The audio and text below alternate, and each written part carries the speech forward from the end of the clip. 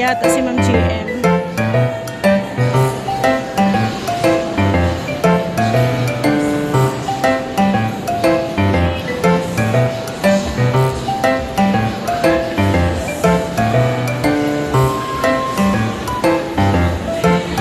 Ganda oh.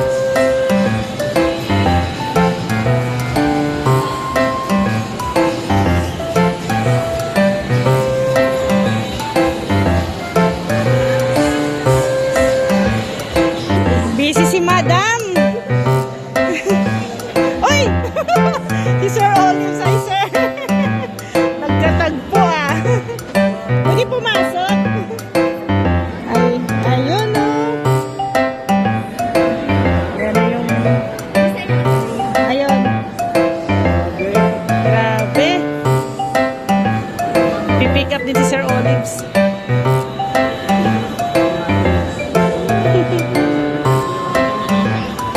Ganda. Highly recommend talaga si Ma'am JM. PM nyo na lang si Ma'am JM. Yes! Para kay ano, Beyonce.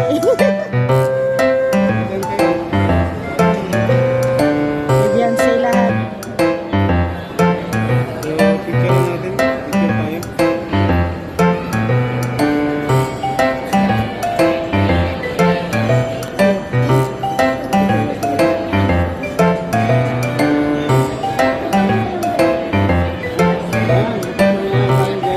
Picture lang. Oh. 1, 2, 3. Si baby.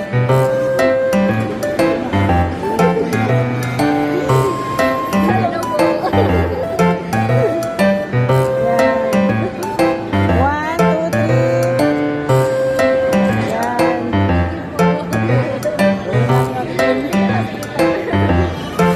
Kaya niyo pong dalhin.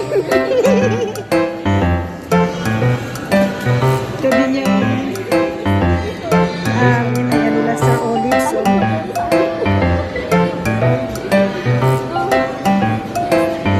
may stand.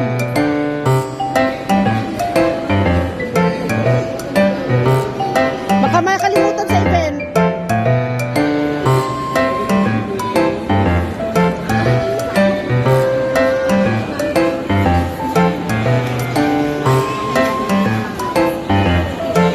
Ayan sa atin. Yan, ate na yan. May stand yan. Oh, may stand din to. Ayan. Para sa ano, galing ko sa Team Books and kay Ma'am Ethel Bonite. Kay Ate Ethel. Ayan. Dito talaga kami nagpapagawa kay Ma'am GM. Highly recommended na every may event. Thank you.